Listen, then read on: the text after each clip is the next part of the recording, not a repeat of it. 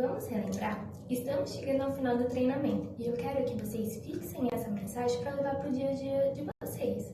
Agora que a gente sabe que mentalidade é a maneira como a pessoa pensa e encara os desafios da vida, que quem possui uma mentalidade de crescimento acredita que o desenvolvimento parte do seu aprendizado e esforço e que o fracasso também serve como ensinamento, que uma pessoa que possui uma mentalidade fixa não acredita que se desenvolve habilidades, e sim que já nascemos com ela.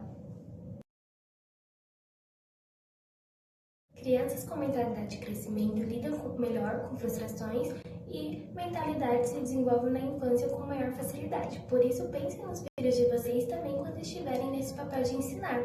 O modo como os tutores lidam com a criança vai influenciar diretamente a sua mentalidade na fase adulta. E aí, pessoal, depois de aprendermos sobre mentalidade de crescimento e mentalidade fixa, parando para refletir um pouquinho agora, qual é a sua mentalidade? Então, agora que já vimos os tipos de mentalidade e suas características, eu queria trazer para vocês um pouco sobre como podemos desenvolvê-las para lidar com situações de uma maneira mais fluida. O fracasso é uma experiência muito desagradável. Óbvio, né, gente? Ninguém gosta de fracassar. Muitas vezes essa experiência afeta o nosso bem-estar e como nos enxergamos. É normal uma pessoa que se sente fracassada se sinta ansioso, com baixa autoestima, se compare com os outros, que cria expectativas irreais, ou seja, podemos nos sentir sem saída. Se você já pensou, eu sou um fracasso, saiba que existem coisas que você pode fazer para não se sentir assim. Aprender a lidar com ele de maneira saudável permite que você saia da situação mais forte do que entrou. Aliás, muitas pessoas que estão no local de sucesso hoje já fracassaram ontem.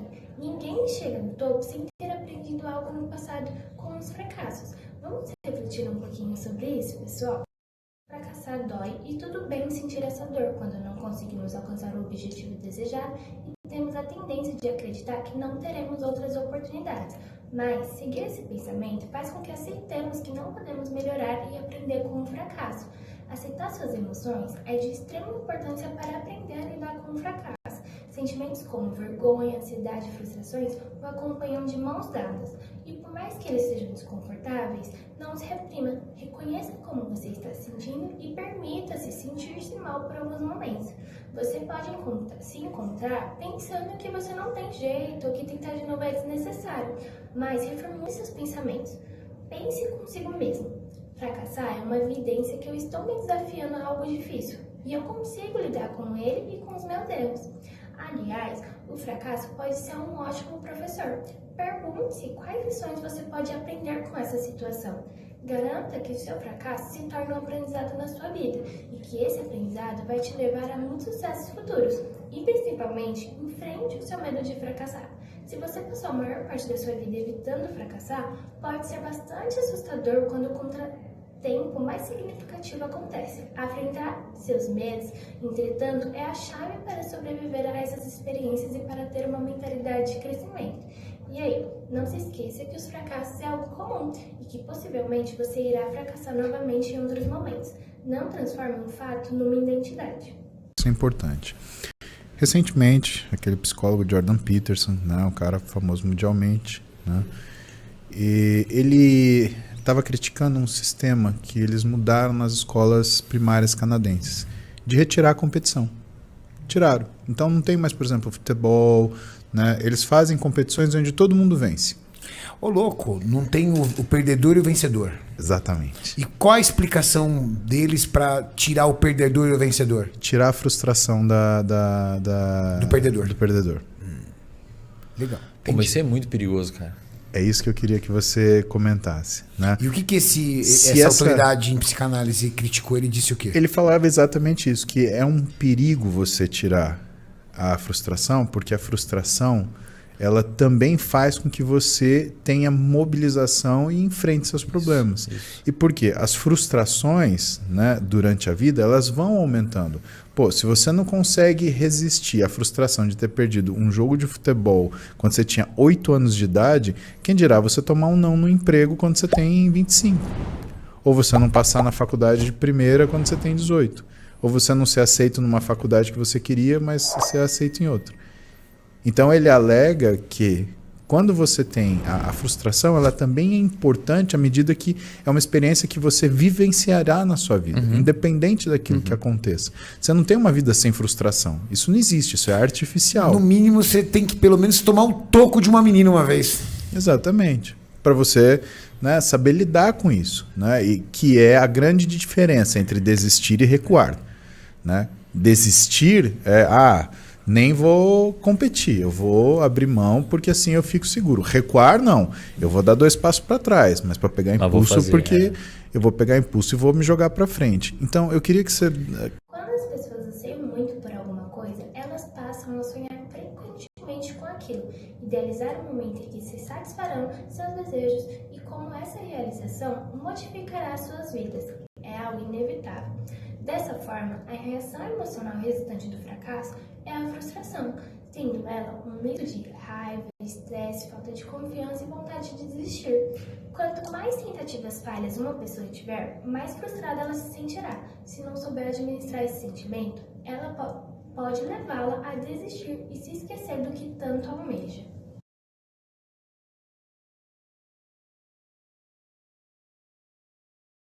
Mas aí vem a questão, né? Como lidar com essas frustrações? Alguma fórmula mágica para não ter que passar por ela? Bom, fórmula mágica não, mas você pode fazer alguns exercícios que vão fazer você ressignificar esses pensamentos.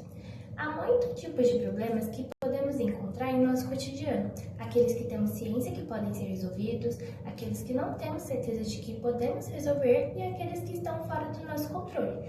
Para não nos frustrarmos ao encontrá-los, precisamos aprender a distinguir a natureza de cada um e determinar como lidar com eles. Primeiro, mantenha calma. A frustração incentiva desvaneios negativos que não ajudam a situação e prejudicam o humor. Tente ficar tranquilo e se distrair um pouco. Ler um livro ou praticar algum exercício físico faz bem em momentos de tensão como esse. Segundo, entenda a dimensão da situação. Muitas vezes as pessoas se frustram com situações que não podem controlar, causando um sofrimento emocional desnecessário. Analise a situação em que você se encontra e determine o que está ao seu alcance. Pergunte a si mesmo: que tipo de problema estou enfrentando? O que eu posso fazer para solucioná-lo? O que está ao meu alcance? Terceiro, procure a solução viável. Assim como é imprescindível determinar a natureza dos seus problemas e o que é possível não fazer, é preciso ter a mesma mentalidade quando se trata de buscar soluções. Quarto, retorne ao problema quando você já estiver de bom humor e descansado. Depositar as suas energias de uma única vez em algo que parece não estar dando certo é cansativo e pode desmotivá-lo a continuar. 5. Seja persistente. A pessoa frustrada pensa em desistir e quando faz, fica ainda mais frustrada. A desistência é somente a escolha certa ao ter outro plano em mente ou que o seu objetivo não faz sentido para você.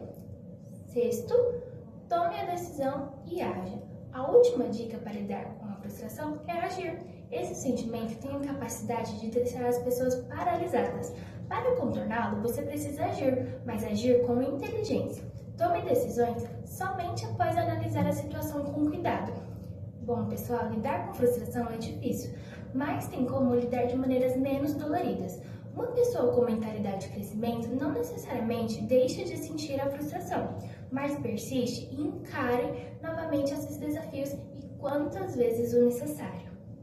Mas, para solucionar problemas de uma maneira mais fluida e não sofrer tanto com os fracassos, você terá que sair da zona de conforto. A zona de conforto pode ser sedutora, irresistível e desastrosa.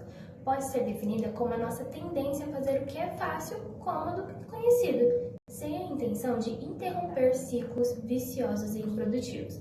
Encarar novas situações é uma forma de lidar com a ansiedade e não lidar com ela. Gera medo, sair desse cenário costuma ser difícil e desconfortável, porque muitas vezes, além de desmotivados, de forma inconsciente, as pessoas tendem a sabotar as oportunidades de mudança.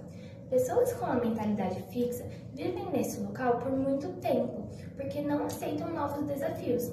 É natural a pessoa que não quer sair da zona de conforto sentir que não possui necessidade de aprender ou aprimorar-se. por já se achar suficiente. É normal possuir o medo do desconhecido, medo dos riscos, incerteza ou do que os outros podem pensar. Mas é só enfrentando isso que conseguiremos sair da zona de conforto e que poderemos desenvolver a nossa mentalidade de crescimento. Investir no autodesenvolvimento pessoal e profissional é imprescindível para alcançar seus objetivos.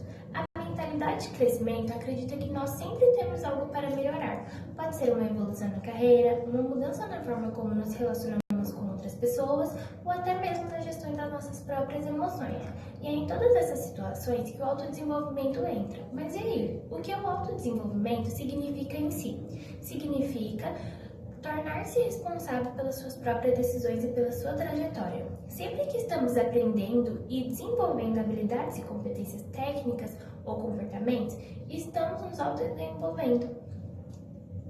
O autodesenvolvimento não deveria ser um processo pontual com o qual nos preocupamos apenas em determinados momentos da vida, e sim ir se desenvolvendo conforme nossos sonhos e metas. Existem dois tipos de autodesenvolvimento. Primeiro, o autodesenvolvimento pessoal é o que reflete principalmente no relacionamento com outras pessoas e a nossa capacidade de gerenciar nossos sentimentos, emoções e comportamento. Pessoas que desenvolvem o autodesenvolvimento pessoal costumam ter mais empatia, autocontrole, facilidade de gerenciar problemas e lidar com conflitos. E com isso, também já começam a desenvolver a mentalidade de crescimento. E também possui o autodesenvolvimento profissional. Hoje é cada vez mais comum e esperado que as pessoas construam seus próprios planos, independentemente de onde estão atuando, assim dão um passo importante para alcançar um protagonismo em suas carreiras e chegarem onde gostariam. No autodesenvolvimento profissional, deve sempre se levantar questões como: quais habilidades técnicas você deve ter? Caso o seu objetivo seja uma transição de carreira, o que profissionais da área desejam tem que precisa desenvolver. É importantíssimo o autodesenvolvimento tanto na vida pessoal quanto na vida profissional, porque profissionais que investem no seu autodesenvolvimento conseguem normalmente aumentar a motivação para realizar suas atividades. Conseguem encarar novas experiências, resolver problemas mais facilmente e relacionar-se de forma mais saudável com seus pares.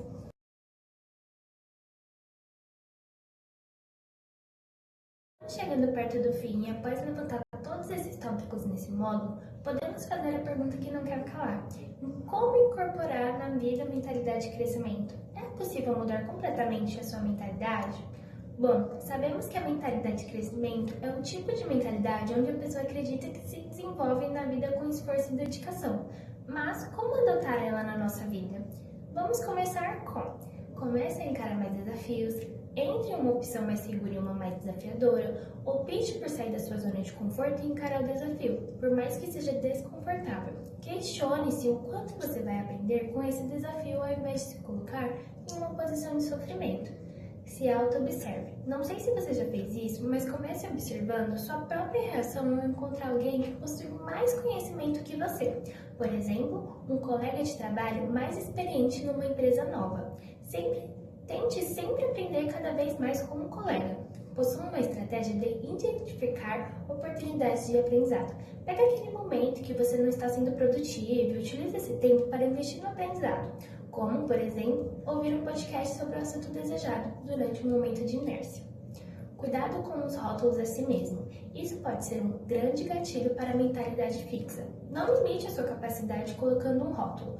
Temos costume de dizer que não somos bons em algumas coisas sem mal ter tentado de verdade. Esse pensamento limita o seu potencial. E por último, mas não menos importante, entenda que essa mudança não é de um dia para o outro. Não fique tão ansioso esperando o resultado. Aprecie o processo. Isso também é treinar a mentalidade de crescimento. Nenhum grande empreendedor já nasceu bom e preparado. Temos essa sensação porque às vezes não acompanhamos de perto. Lembre-se disso. Os fracassos os fizeram aprender a crescer. Bom, pessoal, chegamos ao fim do nosso treinamento. Eu espero que eu tenha ajudado um pouquinho a vocês entender sobre a sua própria mentalidade. E até o próximo treinamento.